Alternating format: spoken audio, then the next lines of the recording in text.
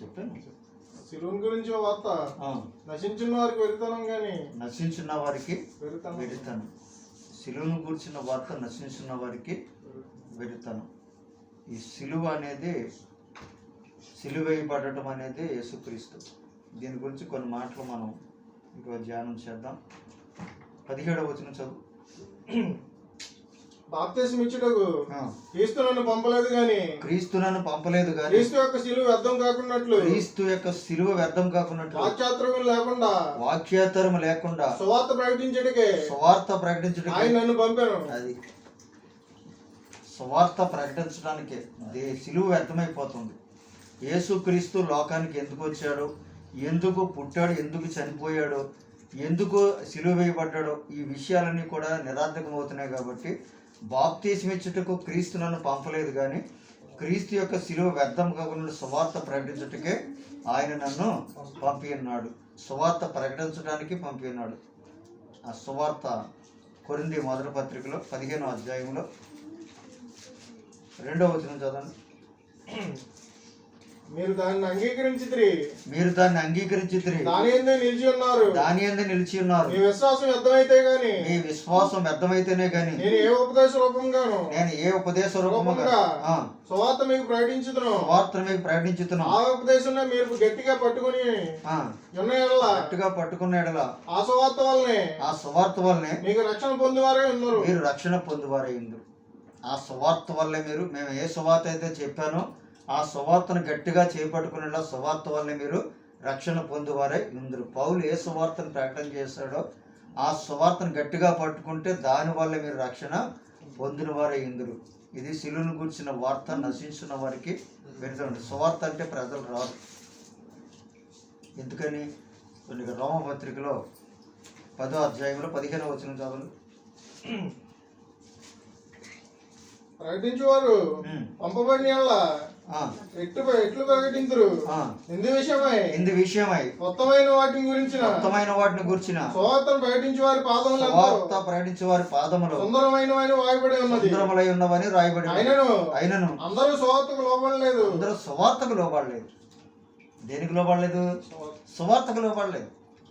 ఇది సిలువను గూర్చిన వార్త. సువార్త అంటే సిలువను గూర్చిన వార్త. అందరూ సువార్తకి లోబడరు. ఒకవేళ సువార్తకి లోబడకపోతే 2వ దశలోని పత్రిక 1వ అధ్యాయం 8-9 వచనాలు.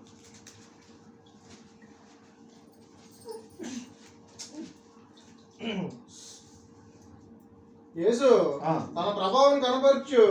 తన ప్రభావం కనబరచు దూతలతో కూడా పరలోకము నుండి అగ్నిజ్వాలలో ప్రత్యక్షమై దేవుణ్ణి ఎరగిన వారికి ప్రభువైన యేసు సువార్తకు లోబడిన వారికి ప్రతిదండన చేయనప్పుడు ఏం చేస్తాడో ఇప్పుడు అదే జరుగుతుంది లోకానికి.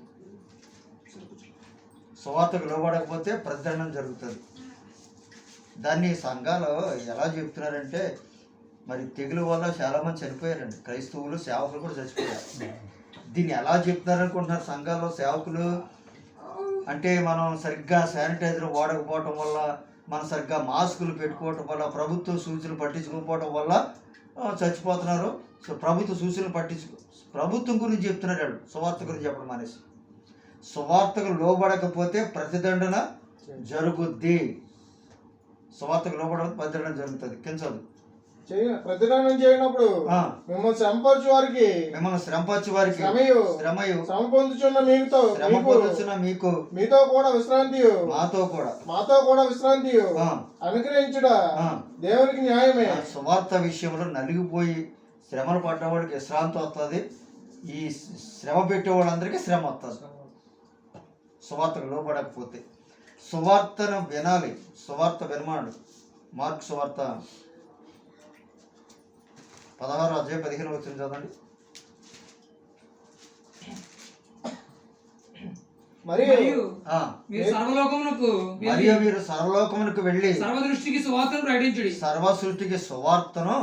ప్రకటించండి. మీరు సర్వ సృష్టికి సువార్తను ప్రకటించమన్నాడు. ఇప్పుడు సువార్త ప్రకటన చేస్తున్నారా? బోధ రాజకీయ నాయకులాగా ఏళ్ల వాగ్దానాలు చేసేస్తున్నారు ప్రార్థనకు వచ్చిన వాడికి. మీరు సర్వలోకానికి వెళ్ళి సువార్తను ప్రకటించండి. నమ్మి బాప్తీసం పొందినవాడు రక్షించబడు, నమ్మని వానికి శిక్ష విధించబడును. మీరు వెళ్ళి సువార్త ప్రకటించండి. సువార్త అంటే ఏమని ప్రకటించాలి అన్నది అపోస్తలుల కార్యాలు 14వ అధ్యాయం 15వ వచనం చదవండి. అయ్యలారా మీరు ఎందుకు ఇలాగ చేయుచున్నారు? మీరు ఎందుకు ఇలాగ మేము కూడా మీ స్వభావం బట్టి మేము మీ స్వభావం అంటే స్వభావం గల వారలమే. స్వభావం గల మీరు వ్యర్థమైన వాటిని మీరు ఈ వ్యర్థమైన వాటిని విడిచిపెట్టి ఆకాశమును భూమిని సముద్రమును వాటిలో ఉండు సమస్తమును జీవము గల దేవుని వైపు దేవుని వైపుకి తిరగవలెనని మీకు సువార్త ప్రకటించుచున్నాము. దేవుని వైపు తిప్పడానికి సువార్త అన్నప్పుడు అప్పుడు ఇంటింటికి పోతాడు, యేసుప్రభుని నమ్ముకోండి, అమ్మాయి పత్రిక తీసుకోండి అని ఏడికి వెళ్ళామంటే సువార్తకి వెళ్ళాను. ఇంటికి వెళ్ళి అమ్మ వందనాలు బాగున్నారా ప్రార్థన చేసి ఎక్కడికి వెళ్ళామంటే సువార్తకి వెళ్ళాను. అంటే సువార్తనికి విలువ లేకుండా చేసి పడేశారు. అంతే బెటర్ గారు చక్రం ఇప్పి ఆ టైర్లు ఇప్పి దానికి మళ్ళీ ప్యాచీలు వేయించి వాడు బిగించేస్తే ఆడు మెకానిక్ అని అంటాడు. పైన బోర్డులు బిగించేవాడు కూడా మెకానిక్ అని అంటాడు. మెకానిక్ అంటే అర్థం ఏంటి? మెకానిక్ అంటే ఇంజిన్ ఓడదీసి మళ్ళీ ఇంజిన్ బిగించి ఆడించేవాడిని మెకానిక్ అంటారు. అంతేగాని పైన నొట్లు ఇప్పేవాడిని, టైర్లు ఇప్పేవాడిని, ఈ బోర్డులు ఇప్పేవాడిని మెకానిక్ అనరు. పైన మాత్రమే చూస్తారు. సువార్త అంటే భూమిని, ఆకాశమును, సముద్రమును వాటిలో సమస్తము సృజించిన జీవము గల దేవుని వైపుకు తిరగవాలి, మీకు సువార్తను ప్రకటిస్తున్నాం. అది సువార్త అంటే దేవుని వైపుకు తిప్పాలి. ఇది పౌలు గారి సువార్త. పౌలు గారి మాట్లాడగల కారణం ఏంటంటే అపోస్తలుల కార్యాలు 26వ అధ్యాయము 18వ వచనం చదవండి. నన్ను చూచిన సంగతిని గురించి నేను నీకు కనబడబో సంగతిని గురించి నిన్ను పరిచయకుని గాను సాక్షిని గాను నియమించుడిగా కనబడి ఉన్నాను. నీవు లేచి నీ పాదములు మోపి నిలువుము. నేను ఈ ప్రజల వలనను అన్యజనుల వలన హాని కలగకుండా నిన్ను కాపాడేది. వారు చీకటిలో నుండి వెలుగులోనికి సాతాను అధికారం నుండి దేవుని వైపుకు తిరిగి నా యందరి విశ్వాసం చేత పాపక్షమాపణ పరిశుద్ధపరచబడిన వారిలో స్వాస్థ్యము పొందినట్లు వారి కళ్ళు తెరచుటకై నేను వారి యొద్దకు పంపేదనని చెప్పాను. వారి కళ్ళు తెరువు, దేవుని వైపుకి మలచాలి వాళ్ళందరినీ. అందుకే పౌలు అన్నాడు, జీవం గల దేవుని వైపుకి తిరగాలని మీకు సువార్తను ప్రకటన చేస్తున్నాం. అక్కడ పౌలు ఒక మాట అన్నాడు. ఆ మాట ఏంటంటే గలతీ పత్రికలో 1వ అధ్యాయం 6-7 వచనాలు చదవండి.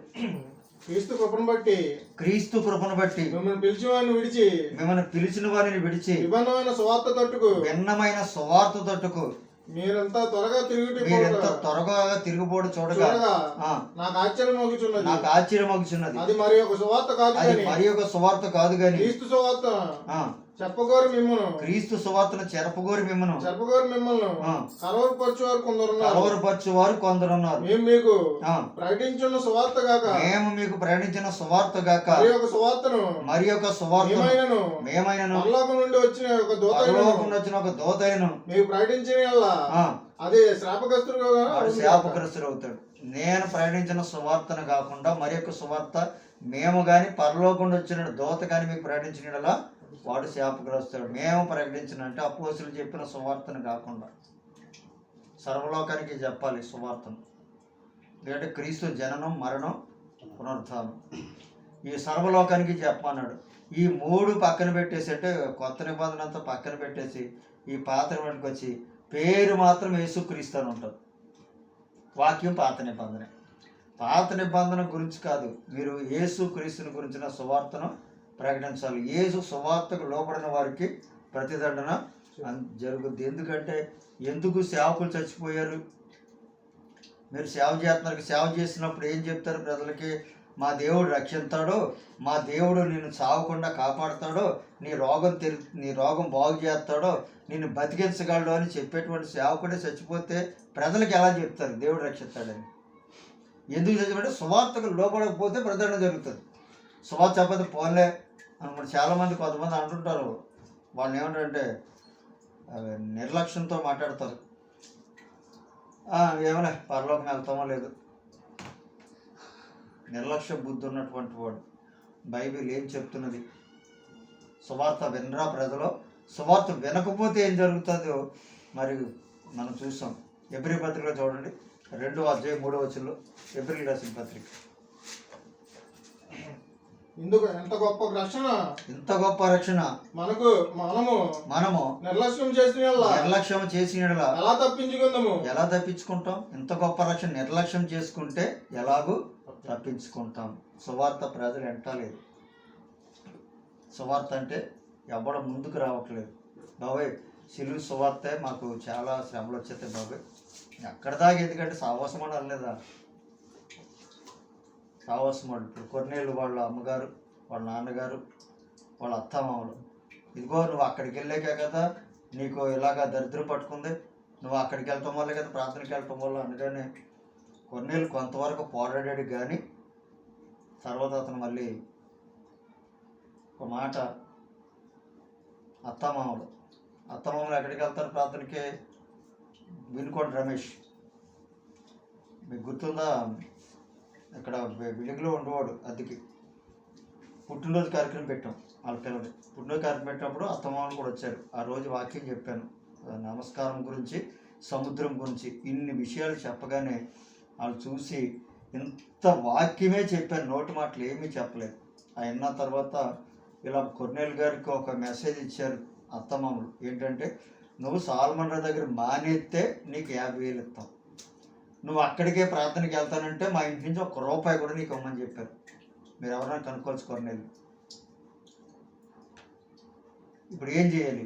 50,000 కోసం నన్ను మానేయాలా, వాళ్ళను 50,000 కోరుకోవాలా, దేవుని వదిలేలా అని ఆలోచించాడు.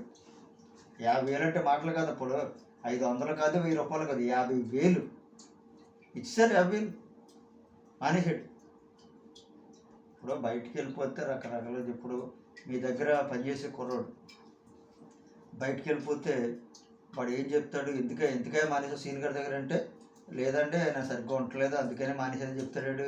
అలా చెప్పడు కదా, ఎన్నో రకాలు కల్పించి చెప్తాడు. సువార్త అనేది మాటలు కాదు. బయట వాడి దగ్గర చెప్పాడంట, అక్కడికి వెళ్తుంటే శ్రమలు వచ్చేస్తున్నాయి, సిలువను కూర్చున్న వార్త నశించుతున్న వారికి వెర్రితనముగా ఉంటారు. అయితే జీవితకాలం అంతా నశింతారా?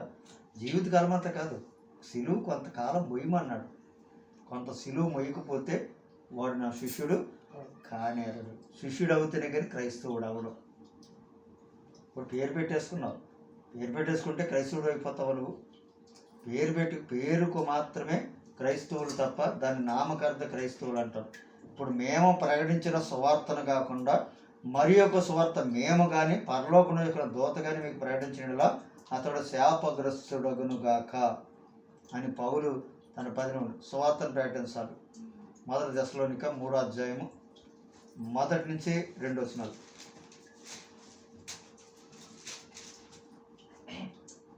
కాబట్టి ఇక సహింపజాలక ఏదేనుసులో మేము ఒంటిగా ఉండటం మంచిదని ఎంచి ఈ శ్రమల వలన ఎవడో కదిలింపబడుకున్నట్లు మిమ్మల్ని స్థిరపరచుటకును మీ విశ్వాస విషయమై మన సహోదరుడు క్రీస్తు సువార్త విషయంలో దేవుని పరిచారకునైన తిమోతిని పంపితిమి. ఏ సువార్త అది? క్రీస్తు సువార్త. క్రీస్తు సువార్త అనేది ప్రజలు వినవలసింది. ఏంటంటే సర్వలోకానికి ఈ సువార్త వినాలి. పరలోక రాజ్యం వెళ్ళటమే కాదు, ఈ లోకమందు ఆశీర్వాదం కానివ్వండి. ఇప్పుడు ఏంటంటే వాళ్ళ దగ్గరికి వెళ్ళి, వీళ్ళ దగ్గరికి వెళ్ళి, పెద్ద దగ్గరికి వెళ్ళి, అయ్యగారు చర్చి కట్టుకుంటున్నామండి, సంఘంలోనే బైక్ సెట్ లేదండి, సంఘంలో అది లేదండి, ఇది లేదని అడిగితే డబ్బులు ఎవడని ఇస్తాడు. ఎందుకంటే దేవుడు అంటే సులభంగా ఎవడో చూడరు. అనుజుల దగ్గరికి వెళ్ళి ఇలాగా ప్రార్థన పెట్టుకుంటున్నామండి, కొంచెం దానికి అవసరం అంటే ఎవడైనా డబ్బులు ఇస్తారు. ఈ డబ్బులు తెచ్చేసి మీటింగుల్లో ఈ డబ్బులు తెచ్చి చర్చిలు కట్టేసి దానికి అలంకారాలు చేసి సంఘానికి ఏం చెప్తాడు సేవకుడు? దేవుడు మనకి ఇంత చర్చిని ఇచ్చాడు, దేవునికి స్తోత్రం చెప్పండి అంటాడు. ఇక పెచ్చోళ్ళు ఏముంది? స్తోత్రం స్తోత్రం స్తోత్రం. వీడు ఎక్కడి నుంచి తెచ్చాడు డబ్బు? పెద్ద పెద్దోళ్ళు వాళ్ళు ఎవరో దేవుణ్ణి అంగీకరించిన వాళ్ళ కాదు. డబ్బు కావాలంటే ఎప్పుడో ఒక సామెత చెప్పారు, డబ్బు సంపాదించాలంటే వ్యాపారం అన్నా చేయాలి, యేసు పరిచర్య అన్నా చేయాలని. అంటే బయట వాళ్ళు చెప్పినటువంటి మాట.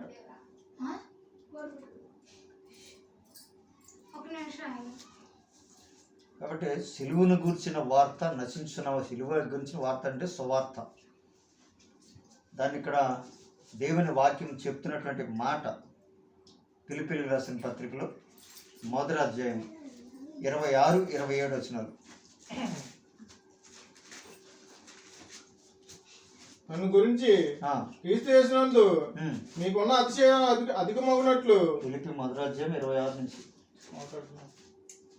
మరియు ఇటు నమ్మకం కలిగి నేను మరలా మీతో కలిసి ఉండటం చేత నన్ను గూర్చి క్రీస్తు యేసునందు మీకున్న అతిశయం అధికమగునట్లు మీరు విశ్వాసం నందు. ఫిలిప్పీ 1వ అధ్యాయం 26 నుంచి 27 వచనం చదువు. నేను వచ్చి మిమ్మల్ని చూచినను రాకపోయినను మీరు ఏ విషయంలోనూ ఎదిరించే వారికి బెదరక అదులను ఒక్క భావముతో అందరూ ఒక్క భావంతో సువార్త విషయము విశ్వాస పక్షంగా పోరాడుచు ఏక మనసు గలవారై నిలిచి ఉన్నారని మిమ్మల్ని గూర్చి వినలోగున మీరు క్రీస్తు సువార్తకు తగినట్లుగా ప్రవర్తించుడి. ఏ సువార్త? క్రీస్తు సువార్తకు తగినట్లుగా ప్రవర్తించండి. అది సువార్త అనేది పాత నిబంధన సువార్త కాదు, బోధ. కొత్త నిబంధన అంటే సువార్త. ఇది సిలువను గూర్చిన వార్త. సువార్త అంటే సిలువను గూర్చిన వార్త. నశించిన వారికి వెరితనం కానీ రక్షించబడుతున్న మనకైతే దేవుని శక్తి. మనమేమో బోధేనో, వాళ్ళేమో సువార్తేనో. బోధ మనకి ఎక్కదో, సువార్త వాళ్ళకి ఎక్కదు. సువార్త అంటే యేసుక్రీస్తుని గురించిన సువార్త. మీరు క్రీస్తు సువార్తకు తగినట్లుగా ప్రవర్తించండి. అట్లు మీరు బెదరకుండుట చదువు.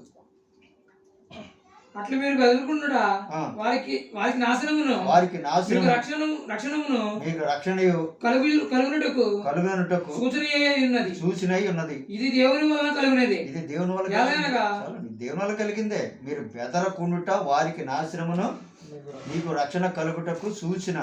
ఇది దేవుని వల్లే కలిగినది. సువార్త ప్రకటించాలి. సువార్తను ప్రకటించండి. తిమోతి 2వ పత్రికలో 2వ అధ్యాయం 8వ వచనంలో, నా సువార్త ప్రకారము దావీదు సంతానములో నుండి లేచిన యేసుక్రీస్తును జ్ఞాపకం చేసుకొనుము. నా సువార్త ప్రకారం దావీదు సంతానంలో పుట్టి ముత్తులోడు లేచిన యేసుక్రీస్తుని జ్ఞాపకం చేసుకోండి. ఎవరిని జ్ఞాపకం చేసుకోమన్నాడు? ముత్తుల్లోంచి లేచిన యేసుక్రీస్తుని. ఏళ్ళు ఎవరిని జ్ఞాపకం చేసుకుంటున్నారు? మరియాము గర్భంలో పుట్టిన యేసునే జ్ఞాపకం చేసుకుంటున్నాడు. ఇప్పుడు బోధ బాగానే ఉంటుందండి, కానీ దానికి ప్రతిఫలం వచ్చేటప్పటికి ఏంటంటే ఎవరు క్రియలు చెప్పిన వాళ్ళకి ప్రతిఫలం ఉంటుంది. ఇప్పుడు ఇందులో సువార్త సత్యాన్ని అంగీకరించినప్పుడు, క్రీస్తు సువార్తలో కొన్ని ఇబ్బందులు, శ్రమలు ఎదురైనప్పుడు కూడా అవన్నీ మళ్ళీ తొలగిపోతాయి. అక్కడి నుంచి ఆశీర్వాదాలు, పరలోక రాజ్యం అన్నీ వస్తాయి. బోధలో ఉన్నటువంటి వాళ్ళకి ఎలా ఉంటుందంటే వారు చల్లగా ఉంటారు కాబట్టి వాళ్ళకి ఏమీ అనిపించదు. మీరు క్రీస్తు సువార్తకు తగినట్లుగా ప్రవర్తించండి.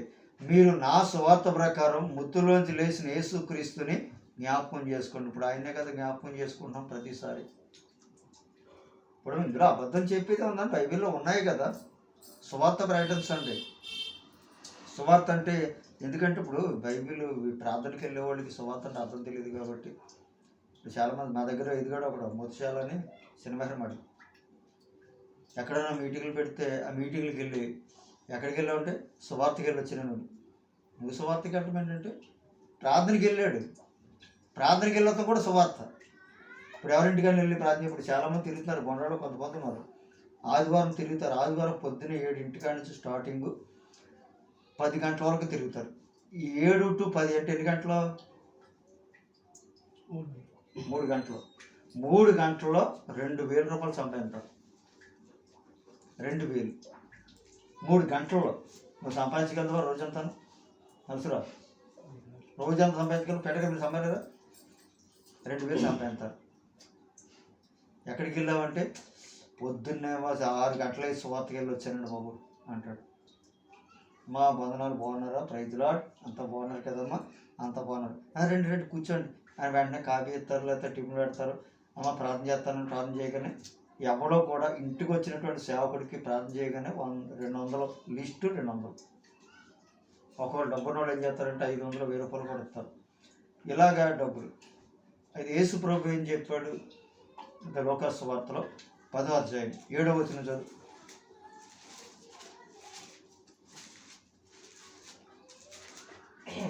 వారు మీకు ఇచ్చు పదార్థములు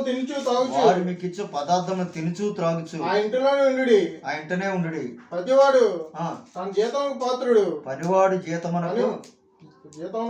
పనివాడు జీతమునకు పాత్రుడు. ఇంటింటికి తిరగవద్దు. ఇప్పుడు ఎమరాపల్లి వెళ్ళాను నేను సువార్తకి. వెళ్ళగానే ఇప్పుడు అక్కడ ఇంచుమించు 50 కుటుంబాల్లో అందరికీ తెలుసు. నేను 50 కుటుంబాలు ఒక గంటలో తిరిగేయచ్చు. 50 కుటుంబాల్లో ఎంత అవుతుంది అసలే లెక్కేసుకుంటే?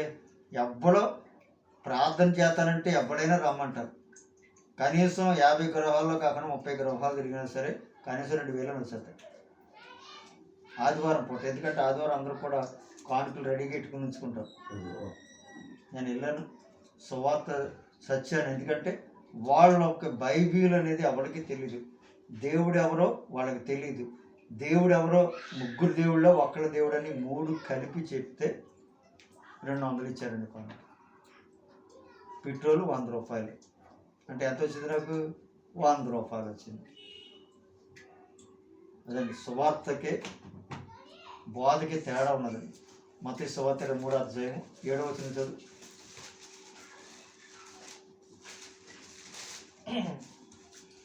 సొంత వీధుల్లో వందనములను మనుషుల చేత బోధకులను పిలవబడుటయు వారు కోరుదురు. మీరైతే బోధకులను పిలవబడవద్దు. ఒక్కడే మీ బోధకుడు. మీరందరూ సహోదరులు. అది మీరు బోధకులని పిలవబడకండి. నేను బోధించేవాడిని కాదు, సువార్త ప్రకటించేవాడిని. సువార్త అనేది ఏమిటో అనేది కూడా మీరు బైబిల్లో ఎప్పుడు చూపించండి. మీకు సువార్త చెప్పండి. శిలువను గురించిన వార్త చెప్పండి. యేసు ప్రభు ఎందుకు చనిపోయాడో, చనిపోవడం గల కారణాలు ఏంటో, ఈ చనిపోయిన తర్వాత ఏం చెప్పాడో, ఇవన్నీ కూడా ఈరోజు వాళ్ళకి తెలియపరిచాను. దేవుడు ఎవరో 3 అండి. సంఘంలో నిజంగా ఆడవాళ్ళందరికీ ఎంత సంతోషం అయిపోయిందంటే ఆనందం. ఎందుకంటే యెహోవా దేవుడు అని చెప్తుంటే ఎవడో ఇల్లు సంఘానికి. మరి యెహోవా దేవుడు అయితే మరి యేసుక్రీస్తు ఎవరు? 3 కలపలేదు. ఎడగొట్టి భారతదేశానికి ఎలా చూపిస్తున్నారంటే 3 దేవుడిని చూపిస్తున్నారు. యెహోవా దేవుడని ఆడ చెప్తుంటే యేసు దేవుడని క్రైస్తవులు చెప్తున్నారు. క్రీస్తు సర్వాధికారైన దేవుడని సువార్త. ఈ 3 కలిపితే దేవుడు అక్కడ ఉంటాడు. 3 గ్రంథాలు విడగొట్టి తీసుకెళ్ళిపోయారు. ఇప్పుడు భారతదేశానికి నిజమైన దేవుడు ఎవరో ప్రజలకు తెలియదు. కాబట్టి ఆ మాటలు మీకు ఒకసారి ఆయన దేవుడు ఎలాగో కొన్ని మాటలు మీకు చూపించిన ప్రార్థన. సువార్త ప్రకటనలు ఇవన్నీ వస్తాయండి. ఆ సువార్త ప్రకటన జరగాలి. 1 కొరింథీ పత్రికలో 9వ అధ్యాయం 16వ వచనం నుంచి 18వ వచనం వరకు. నేను సువార్తను ప్రకటించున్నాను. నాకు అతిశయ కారణం లేదు. సువార్త ప్రకటించవలసిన భారము నా మీద మోపబడి ఉన్నది. అయ్యో నేను సువార్తను ప్రకటింపబోయినలా నాకు శ్రమ. ఇది నేను ఇష్టపడి చేసినలా నాకు జీతము దొరుకును. ఇష్టపడకపోయినను గృహ నిర్వాహకత్వము నాకు అప్పగించబడదు. అట్లయితే నాకు జీతమేమి? నేను సువార్తను ప్రకటించినప్పుడు సువార్త యందు నాకున్న అధికారం పూర్ణంగా వినియోగపరచుకొనకుండా సువార్తను ఉచితంగా ప్రకటించే నా జీతము. సువార్తను ఉచితంగా ప్రకటించటే మన జీతం. మరి బోధకులు 10,000, 20,000, 25,000 అది మీటింగులకు వచ్చాయి. పైగా వాళ్ళకి ఏంటి ప్రత్యేకమైన ఫుడ్ పెట్టాలి అంటే భోజనం. మనం తినే బియ్యం తినరు, మనం తినే కూరలు తినరు. ప్రత్యేకమైన ఫుడ్ పెట్టాలి, ప్రత్యేకమైనటువంటి మనం ఉండే ఇళ్లలో ఉండాలి. 10,000 ఇస్తే లేదా 20,000 ఇస్తే 4-5 కేకలేసి వెళ్ళిపోతాడు, అయిపోయినాయి మీటింగ్లు. ఇది సువార్త అండి. దేవుని సువార్తను ఉచితంగా ప్రకటించటే నా జీతము. సువార్తను ప్రకటించండి. సువార్త ప్రకటించనంటే చాలామంది ట్రై చేశారు కానీ ముందుకు వెళ్ళలేరు. సాధ్యంగా సువార్త అంటే యేసుక్రీస్తుని గురించిన వార్త. ఒకవేళ నా దగ్గర తెలుసుకుని ఈ సువార్తని కొన్నేళ్ళు ట్రై చేశాడు, పని అవ్వల, భయం వేసింది అతనికి. దేవానందం ట్రై చేశాడు, భయం వేసింది, మానేశాడు. మా బామర్ది ఎస్ఐ గారు తెలుసు కదా మీకు, ఆడు ట్రై చేశాడు, ఆడికి భయం వేసింది, పాత్రికి వెళ్ళిపోయాడు. సువార్త అంటే మాటలు కాదండి. సువార్త అంటే యేసుక్రీస్తుని గురించి లోకానికి చెప్పాలంటే 66 గ్రంథాలు తెలిసి ఉండాలి. తెలియటమే కాదు, మరి చక్కని పాట రాశాడు కానీ దేవానందం గారు. బైబిల్ చదువుకో బ్రతుకును మార్చుకో, బైబిల్ చదువుకో బ్రతుకును మార్చుకో, యేసు వైపు చూచుకో రక్షణ పొందుకో, యేసు వైపు చూచుకో రక్షణ పొందుకో, బైబిల్ చదువుకో బ్రతుకును మార్చుకో, హృదయమనే ఆలయంలో ప్రభుని నింపుకో, మారు మనసుతో ప్రభుని ప్రార్థించుకో, ప్రభు సాక్షిగా నీవు బ్రతుకు సాగిపో, యేసే నిజ రక్షకుడని సాటి సాగిపో, బైబిల్ చదువుకో బ్రతుకును మార్చుకో, వాక్యమనే ఖడ్గమును చేతబట్టుకో, నీతి అనే వస్త్రమును ధరించుకో, సాతానును జయించి పరము చేరుకో, పరలోక రాజ్యములో ప్రభుని చేరుకో, బైబిల్ చదువుకో బ్రతుకును మార్చుకో. దేవనగర్ రాశారు పాట. నీతి అనే వస్త్రం ఉండాలి, దేవుని వాక్యం అనే ఆత్మ ఖడ్గం ఉండాలి. సైతాన్తో ప్రమాదం. సువార్త అంటే మాటలు కాదు. సైతాన్తో యుద్ధం చేయాలి. డబ్బులు సంపాదించాలంటే ఆరాటపడాలి. సువార్త ఆత్మరక్షణ కొరకు సువార్త ప్రకటించాలంటే పోరాడాలి. పోరాటం వేరు, ఆరాటం వేరు. డబ్బులు సంపాదించాలంటే ఆరాటం. చెట్ట నలగకుండా చెమట పట్టకుండా రోజుకి 2-3 వేలు సంపాదించుకోవచ్చు. దేవుడి గిఫ్ట్ అంటాం. ఓయ్ కుదిరి. కాబట్టి సువార్త అనేది యేసుక్రీస్తుని గురించిన సిలువు సువార్త. సిలువు వ్యర్థమైపోతుంది.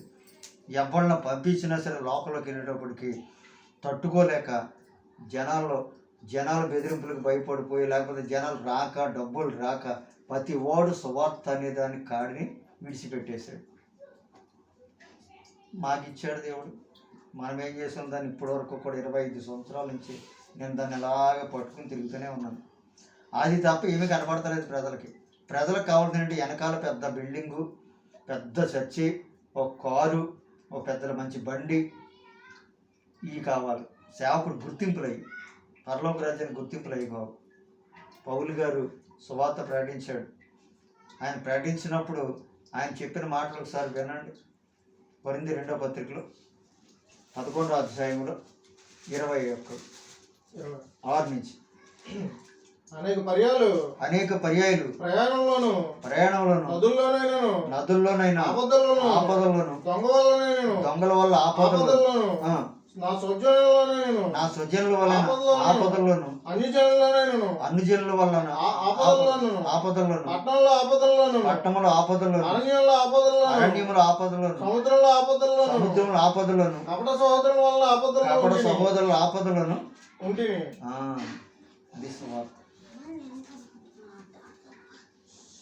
కూర్చోక. ఎందుకంటే సువార్త పరిచర్య అంటే అంత మీ అందరికీ తెలుసు, ఎన్నోసార్లు చెప్పాను.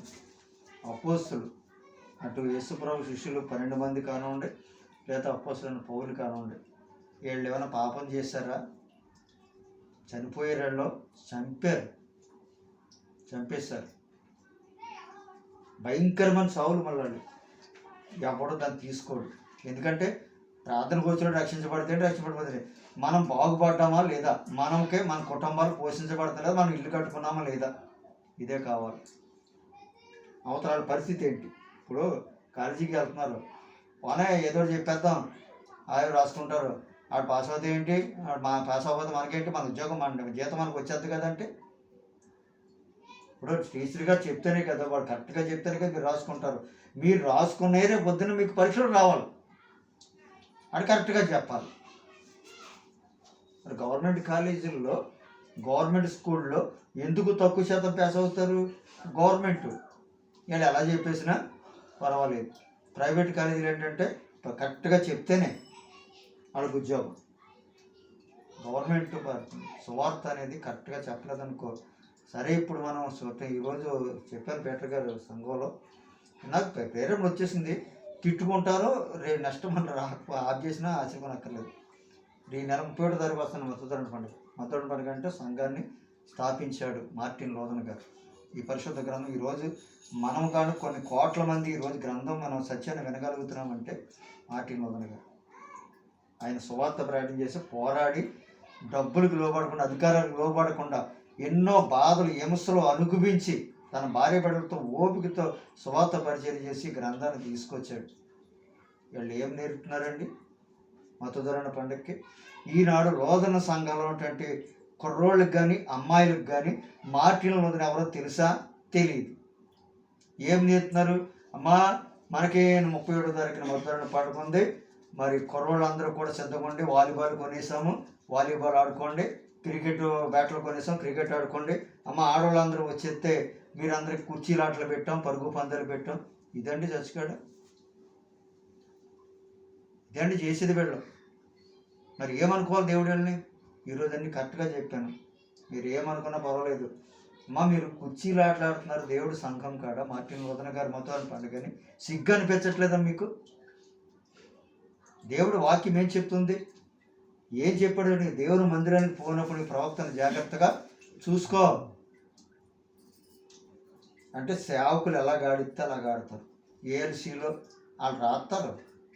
దైవాజ్ఞది దేవుడు ఏం చెప్పాడు చూడండి, ఇక్కడ లేవికాండంలో 23వ అధ్యాయం 2వ వచనంలో చదువు.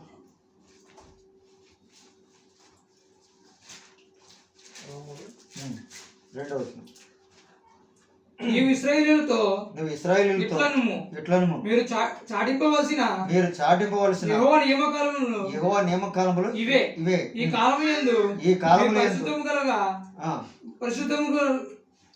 పరిశుద్ధ సంఘము గల మీరు ఈ కాలమునందు పరిశుద్ధ సంఘముగా కూడవలెను. పరిశుద్ధ సంఘముగా కూడాలి. నా నియమములను చాలండి, పరిశుద్ధ సంఘముగా కూడాలి. మీరు నేను పరిశుద్ధుని కనుక మీరు పరిశుద్ధులు కావాలి. ఏం చేస్తున్నారు? యుగ సంబంధమైన దేవత అవిశ్వాసులైన మనోనేత్రములకు గుడ్డితనం కలగజేసింది. ఏ మాట? ఇప్పుడు కుర్రోళ్ళు యూత్ సండే ఏ ఆదివారం రాదు ప్రార్థనకి. కుర్రోళ్ళు ఏఎల్సి వాళ్ళు చెప్పారంట, యూత్ ఈ ఆదివారం యూత్ తోడుది కాబట్టి యూత్ కుర్రోళ్ళకి ఇచ్చండి. ఏంటంటే చేసేది యూత్? మళ్ళీ వాళ్ళకు మళ్ళీ డబ్బు. వాళ్ళు ఏం చేస్తున్నారో పెద్ద పెద్దల దగ్గరికి వెళ్ళి, ఎమ్మెల్యేలు లాంటి వాళ్ళు, ప్రెసిడెంట్ వాళ్ళ దగ్గరికి వెళ్ళి, సార్ వందనాలండి, ఈరోజు యూత్ మీటింగ్ అంటే సంఘంలో భోజనాలు పెట్టాలనుకుంటున్నాం అంటేనే, సరే నేను బియ్యం మొత్తం పంపుతానులే, అయ్యో ఈ 10,000 ఎట్టుకెళ్ళండి అని వాళ్ళు ఇస్తున్నారు. ఎందుకు ఇస్తున్నారు? మీకు రేపు పొద్దున మీరు అందరూ ఓట్లు వేయటాయి. అబ్బా ఈరోజు కుర్రోళ్ళు అండి యూత్ మీటింగ్ పెట్టారు, భోజనాలు పెట్టారు అందరికీ. ఎక్కడి నుంచి తెచ్చి ఎవరిని అడిగారు డబ్బులు మీరు? ఇవన్నీ అక్కర్లేదండి. ఇది సిలువు సువార్త అండి. ఇది సిలువు సువార్త అంటే ముందు దాన్ని అంగీకరించిన తర్వాత, కొన్ని ఇబ్బందులు శ్రమలు వచ్చిన తర్వాత, అది ఎంతకాలమో మన జీవితకాలం కాదని చెప్పాడుగా దేవుడు.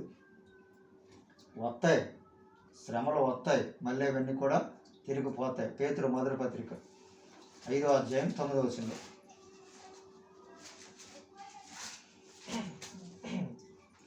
లోకమందున్న మీ సహోదరులందు ఈ విధమైన శ్రమలే నెరవేర్చున్నాయని ఎరిగి విశ్వాసముందు సిరులై వారిని ఎదిరించుడి. తన నిత్య మహిమకు క్రీస్తునందు క్రీస్తునందు మిమ్మల్ని పిలిచిన సర్వకృపా నిధియు క్రీస్తునందు మేము పిలిచిన సర్వకృపాదియగు దేవుడు కొంచెం కాలము మీరు శ్రమపడిన వెంబట కొంచెం కాలం మీరు శ్రమపడిన మిమ్మల్ని పూర్ణులుగా చేసి స్థిరపరిచి బలపరచును. కొంచెం కాలం కొంచెం శ్రమ పడాలి, కొంచెం కాలం శ్రమ పడదు మేమట ఆయనే మిమ్మల్ని పూర్ణులుగా చేసి స్థిరపరిచి బలపరిచేస్తాడు. అయిపోయింది. దాన్ని సిలువ మొయ్యటం అంటారు. సిలువ మొయ్యమంటే ఎట్లా చేస్తారు? ఓ సెక్ సిలువోడు చేసి భుజం మీద పెట్టుకుని టీవీల్లో ఫోటోలు. యేసుప్రభు సెక్క సిలువ పెట్టుకుని తిరిగాడా? సిలువ ఏ మోసాడు యేసుప్రభు? ఒక సిలువ భుజం మీద పెట్టుకుని తిరిగాడా విజయచంద్ర గారిలాగా? ఇక్కడ కొరణమాడి సినిమా చూసి ఫిక్స్ అయిపోయారు. ఇంకా ఇంతే, ఇలాగే ఉంటుంది సిలువ అంటే. పేతురు మొదటి పత్రిక చూడు, 2వ అధ్యాయంలో 23వ వచనం చదువు. ఆయన దూషింపబడి దూషింపలేదు, ఆయన శ్రమ పెట్టబడి బెదిరింపక న్యాయముగా తీర్పు తీర్చి దేవునికి తన్ను తాను అప్పగించుకొని మనం పాపముల విషయమై చనిపోయి నీతి విషయమై జీవించినట్లు ఆయన తన శరీరం మందు మన పాపములను మ్రాను మీద మోసుకున్నాను. పాపాలు మోసుకున్నాడు. అందుకని సిలువటి ఎక్కడ తిరగలేదు యేసుప్రభు. పాపములను మోసుకొనెను. ఆయన పొందిన గాయముల చేత మీరు స్వస్థత నొందిరి. ఆయన పొందిన గాయం చేత వరం ఉన్నవాడి దగ్గర ఆయన ఎప్పుడైతే ఈ లోకానికి వచ్చి సువార్త సత్యాన్ని ప్రకటన చేసి, ఎప్పుడైతే ఆయన పొందిన గాయముల చేత మీరు స్వస్థత పొందితిరి, మీరు గొర్రెల వల్లే త్రోవ తప్పిపోతారు కానీ మీరు గొర్రెల దారి తప్పిపోతుంది కానీ ఇప్పుడు మీ ఆత్మలో కాపరియు అధ్యక్షుడు అయిన ఆయన వైపునకు మళ్ళీ ఉన్నారు. గొర్రెల కాపరి ఏడు చెప్పేది. ఏ కాపరైనా ఆత్మల కాపరి. ఏళ్ళని చూపిస్తున్నారు గొర్రెల కాపరి. ఈ గొర్రెల కాపరి యేసు ప్రభు అంటే 90 మంది ఓట్లేస్తున్నారు. ఆత్మ కాపరి దేవుడు అంటే 10 మంది ఓట్లేస్తున్నారు. ఇప్పుడు 90 మందిని చూస్తారా ప్రజలు? 10 మందిని చూస్తారా? 90 మందిని చూస్తారు. అది దేవుడు గొర్రెల కాపరి కాదమ్మా, ఆయన ఆత్మల కాపరి. వినండి, బైబిల్ వినండి. బైబిల్ ఇప్పుడు మీరు తెలుసుకోకపోతే ఇప్పటికే 1 సంవత్సరం 7 నెలల నుంచి సువార్త ముయ్యబడిపోయింది. ఇప్పుడు చచ్చిపోయిన వాళ్ళు అందరూ నిన్నే చూశాను పీటర్ గారు, నాకైతే ఒళ్ళో మంట వచ్చేసింది.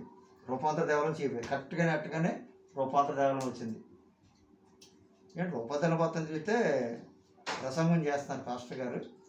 ముందు పాట వచ్చింది, పాట అయిపోయాక మొత్తం మనోళ్ళు కమలరాజు గారు వీళ్ళందరూ కూడా చాలా జనం ఉన్నారండి. ఈ చాలా జనం ఉంటే సరే ఏం చెప్తాడు పాద్రి? ఆ పాద్రి నాకు తెలుసు ఇంతకుముందు ఏం పాట పాద్రి చేశాడు. ఒక కుర్రోడు అంటండి ఒక అమ్మాయిని ప్రేమించాడంట. ఆ పాద్రి ప్రసంగం సరిగ్గానండి. ప్రేమిస్తే ఆ అమ్మాయి ఒప్పుకోలేదంట. ఈ కుర్రోడు వెళ్ళి అమ్మాయిని చంపేసి ఈడు కూడా ట్రైన్ కింద చచ్చిపోయాడంట. కుర్రోడు ఆ అమ్మాయిని ప్రేమించి. ఇప్పుడు ఆ పాద్రి ఎలా చెప్తానంటే ఆ కుర్రోడు ట్రైన్ కింద పడి చనిపోయాడు. అలా చనిపోకుండా ముందు ఆ కుర్రోడు ప్రభు నేను పాపిని అని చనిపోయి ఉంటే పరలోకి వెళ్ళిపోయేవాడు అంటున్నాడు. అంటే పాపిని అంటే పరలోకి వెళ్ళిపోతారా? వాడు మరి ఇంటర్నేషనల్ చర్చి ఏ క్లాస్ ప్యారిస్. మరి బైబిల్ ఎందుకు చెప్పడం? పరిశుద్ధాత్మ లేకపోతే పరలోక రాజ్యం వెళ్ళరు అని బైబిల్ చెప్తుంది. మరి పాద్రి గారు అంత వయసు అంత అనుభవం ఉన్నటువంటి వాళ్ళు ప్రభువా నేను పాపిని తండ్రిని, ఆ పాపం ఉపేసుకుని చచ్చిపోయింటే అతను పరలోకి వెళ్ళిపోతాడు అని చెప్తున్నాడు పాద్రి. మరి ఇన్నోవాళ్ళు ఏమనుకుంటారో? ఇప్పుడు మనం చెప్పింది వెరితనం ఉండదు.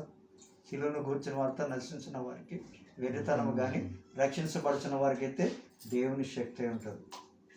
పాపిని ప్రభు అని పొలం అయితే బైబిల్ బోధించడం ఎందుకు? తండ్రి నేను పాపిని. మరి ఆశయం ఏంటి? ఇప్పుడు ఎవడన్నా తప్పు చేసాడు అనుకో, ఏదైనా పాపం చేశాడు అనుకో, ఈ స్వాములు కుర్చీలో కూర్చొని ఉంటారు. ఫాదర్ నేను పలానా తప్పు చేశాను ఫాదర్, సరే బిడ్డ నేను క్షమించాను వెళ్ళిపో అని కుర్చీలాడు చెప్పేస్తాడు. మీరెవరై పాపాలు క్షమించడానికి? పాపాలు మీరు క్షమిస్తారు, మీరెలా క్షమిస్తారు? అసలు పాపాలు ఎవరు క్షమిస్తారో ఆ 2 మాటలు బైబిల్లో చూపించి మీకు నేను ప్రార్థన చేస్తాను. లూకా సువార్త 5వ అధ్యాయం 20వ వచనం. అంతటా ఆ, ఆయన తన శిష్యుల తట్టు ఆ.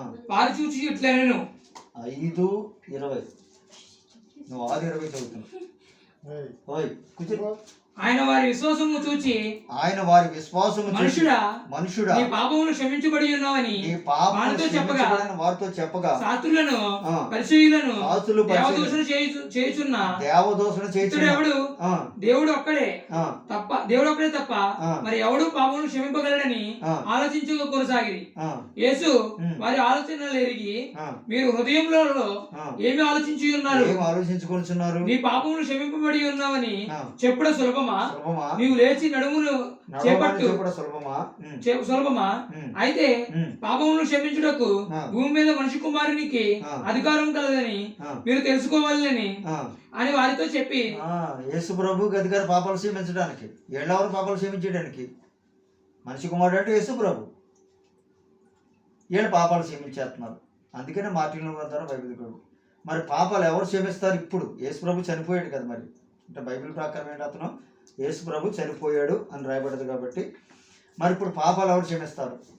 దాన్ని చదువుతాం. యోహాను సువార్తలో 20 అధ్యాయము 21 నుంచి 22 వరకు. అప్పుడు యేసు మరలా మీకు సమాధానమును కలుగును మీకు సమాధానం కలుగును గాక. ఆ. తండ్రి నన్ను పంపిన ప్రకారము తండ్రి నన్ను పంపిన నేను ప్రకారం మిమ్మల్ని పంపుచున్నానని నేను మిమ్మల్ని వారితో పంపుచున్నాను. చెప్పాను. వారితో చెప్పాను. ఆయన ఆ. ఈ మాట చెప్పి ఈ మాట చెప్పి వారి మీద ఊది పరిశుద్ధాత్మను ఆ. పొందుడి. పరిశుద్ధాత్మను మీరు ఎవరి పాపములను క్షమింతురో మీరు ఎవరి అవి పాపాలు వారికి క్షమించురో క్షమింపబడును. వారికి క్షమించబడును. ఎవరి పాపములు మీరు నిలిచి ఉండవిత్తురో ఆ, అవి నిలిచి ఉండనని ఆ. వారితో చెప్పాను. పాపాలు క్షమించడానికి ప్రభు ఆడికి ఇచ్చాడు అధికారం. ఆడికి ఇచ్చాడంటే వాళ్ళ ఇంటికాడ కూర్చొని మీ పాపం క్షమించారని కాదు, వాళ్ళ వాక్యం పాపక్షమాపణ. అప్పుడు ఈ దేవుడేమో కుమారుడైన యేసు ప్రభుకి ఇచ్చాడు అధికారం పాపలు. కుమారుడు యేసేమో అపోస్తులకి ఇచ్చాడు పాపములు క్షమించుటకు. ప్రజలు ఏంటంటే బైబిల్ ఎనరో, బైబిల్ చదవరు, బైబిల్ చూడరు. సేవకులు ఏం చెప్తే అదే కరెక్ట్. మా సంఘం కరెక్టు, మా సంఘం కరెక్టు, మా సంఘం గొప్పది, మా సంఘం గొప్పది అనే మాటలే నాకు ఇప్పటివరకు వినపడ్డాయి. కానీ బైబిలే గొప్పది, బైబిలే కరెక్టు అని ఏ సంఘం మాట్లాడరు. సువార్త అండి ఇది, శిలువను గూర్చిన వార్త. సువార్త అంటే శిలువను గూర్చిన వార్త. సువార్త అంటే దేవుడి వైపుకి తిప్పడానికే సువార్త చెప్పాలి. ఈరోజు చెప్పినటువంటి మరి వాక్యము అయితే వాళ్ళు ఎవరు బాధపడరు నిజానికి. ఎందుకంటే కుర్చీలాట్లు అంటే ఏంటంటే అసలు చర్చిలోనా కుర్చీలాట్లు చూసారు మీరు ఎప్పుడన్నా? రూపాంతరాలయం కాడ ఒకసారి ఈ మతోదరణ పండుగకే, రేపు మతోదరణ పండుగ 30వ తారీఖున జరుగుతుంది అక్కడ. ఈలోపు నేను వెళ్ళాను ప్రార్థన చేసుకుంటాకి వెళ్తే అక్కడ ఆడవాళ్ళు ఉన్నారు లైన్గాను. అక్కడేమో ఒకడే నోట్లో ఏలేట్టుగా ఉన్నాడు, ఏలేయడానికి. ఒక పక్కేమో పాస్టర్ గారు, సంఘ పెద్దలు అందరూ కూర్చున్నారు. ఏంటంటే పరుగు పందాలంట ఆడవాళ్ళకి. ఏ వయసులోని? ఇంచుమించు 50 నుంచి 60 లోపు ఆడవాళ్ళు పరుగు పందాలు. ఏంటంటే మతోదరణ పండుగ అంట రేపు. మతోదరణ పండగకే వీళ్ళకి ఆటలు అంట. వీళ్ళు ఒకడు ఏలేసాడు, ఏలేగానే పరిగెట్టి ఒక ఆవిడ పరిగెత్తలేక ఏదో ఒక బట్టనేలు మడతడిపోయి కింద పడిపోతే ముక్కు పగిలిపోయింది. రక్తం బడబడ కారిపోతుంటేనే అయ్యో పాపమని ఎవడం లేదు, తీసేయండి పగ్గేంటండి ఎవడన్నారు. ఏం చేస్తున్నారు మీరు? సువార్త అంటే ఇదా? కుర్రోళ్ళకేమో వాలీబాల్ నేర్పుతారా? ఈరోజు ఆదివారం పూట ఆరాధనకి వెళ్ళకుండా, దేవుడి మాటలు వినకుండా, ప్రార్థన చేసుకోకుండా ఉన్న కారుకులు ఎవరు? మీరేగా. వాళ్ళకి మీరే నేర్పుతారు. ఇప్పుడు వాళ్ళు ఏం చేస్తారు? ఆదివారం వచ్చేటప్పటికి ఓ బ్యాట్ ఆడుకుంటాడు, ఓ బాల్ ఆడుకుంటాడు, నాడండ్రా అంటున్నాడు. ఎందుకంటే వీళ్ళే నేర్పారు వాలీబాల్ ఆడుకోండి, క్రికెట్ ఆడుకోండి అని. సంఘానికి వాక్యం నేర్పలేదు. సువార్త అనేది సువార్త, శిలువను గూర్చిన వార్త నశించిన వారికి వెరితనము, కానీ రక్షించబడిన వారికి అయితే దేవుని శక్తి ఉన్నది. యేసు ప్రభు సిలువ వేసుకోమని చెప్పాడా, సిలువ మొయ్యమని చెప్పాడా? నేను చదివేసి ముగిస్తాను. చెప్పండి. సిలువ మొయ్యమన్నాడా, సిలువ వేసుకోమన్నాడా? సిలువ మొయ్యమన్నాడు. మరి మెడలో సిలువ ఎందుకు వేసుకుంటారు? మోసం. ప్రభు సిలువ మొయ్యమన్నాడు. సిలువ వేసుకోమన్నాడు. దేనికి సిలువ వేయమన్నాడో ఆ రెండు మాటలు కూడా బైబిల్లో చూపిస్తాను, మీరు చూడండి. రోమపత్రికలో 6వ అధ్యాయము 6వ వచనం చదవండి. ఏమనగా మనం ఇక్కడ పాపమునకు దాసులము కాకుండా పాప శరీరము నిరార్థకమగినట్లు మన ప్రాచీన స్వభావము ఆయనతో కూడా సిలువ వేయబడినని ఎరుగుదాము. మీ స్వభావాన్ని సిలువేయాలి, అంతేగాని మీరు సిలువేసుకోకూడదు, మీరు చెక్క సిలువ పెట్టుకుని తిరగకూడదు. మీ పాత స్వభావానికి సిలువేయాలి. అండ్ ఎప్పుడు మీరు ఇలాగే ప్రవర్తిస్తారా, ఎప్పుడు ఇలాగే మాట్లాడతారా, మీలో మార్పు అనేది రాదా అంటే స్వభావాన్ని సిలువ అంటే అర్థం ఏంటో మూసేయండి. పాత స్వభావాన్ని మూసేసి కొత్త స్వభావాన్ని ధరించుకోవాలి, అంటే ఆత్మ స్వభావం అంటారు. గలతీ 5:23-24 వచ్చిన చదవడం ప్రారంభం చేసుకోండి. ఇటువాటికి విరోధమైన నియమం ఏది లేదు. క్రీస్తు యేసు సంబంధులు శరీరమును దాని ఇచ్చలతోను దురాశలతోను సిలువ వేసి ఉన్నారు. వాటికి సిలువేమన్నాడు? శరీరమును ఇచ్చలను దురాశలకు సిలువ వేసి ఉన్నారు. అంతేగాని మిమ్మల్ని సిలువ మీరు ఇష్టపడ్డకి చూడండి, టీవీలో చూపిస్తుంటాడు కదా, చాలామంది సిలువేయించుకోవటం, చేతిలో మేకులు కొట్టించుకోవడం జరుగుతుంటుంది. మీరు టీవీలో కూడా చూస్తారు. మనిషికి చేతిలో మేకులు కొట్టినా, కాళ్ళలో మేకులు కొట్టినా చనిపోవడం, చావడం అంటే దేవుణ్ణి హేళన చేయటం. సాతాను హేళన చేస్తున్నాడు. ఎందుకని? మరి హేళన చేస్తుంటే దేవుడు ఏం చేస్తాడంటే సాక్ష్యం ఏది? ఇప్పుడు అందులో మరుగుపడి సాక్ష్యం చెప్పకుండా ఏమి చేయడు. ఇప్పుడు కోర్టులో జడ్జి గారికి లా తెలిసే తెలీదా? లా తెలియకుండా జడ్జి ఎట్లా కూతాడు? తెలుసు. వీళ్ళ సాక్ష్యం చెప్పాలి, లాయర్లు దాంట్లో చూపించాలి, ఆర్టికల్స్లో చూపిస్తేనే అది అవతలోడు తప్పు అని జడ్జికి తెలుసు, కానీ వీడు వాదించాలి. దేవుడు జడ్జి సత్యమును గురించి సాక్ష్యం ఇచ్చుటకు నేను పుట్టితిని, ఇందు నిమిత్తమే లోకమునకు వచ్చి తిని అన్నాడు ప్రభు. ధర్మశాస్త్రం మీద ఆయన సాక్ష్యం ఇచ్చాడు. మనం క్రీస్తుని గురించి సాక్ష్యం అంటే యేసు క్రీస్తుని గురించిన సువార్తను ప్రకటించాలి. నమ్మినోడు రక్షించబడతాడు, నమ్మని వానికి శిక్ష విధించబడతాడు. ప్రార్థన చేద్దాం. ప్రభు తన పరిశుద్ధమైన యథార్థమైన నిత్య జీవమును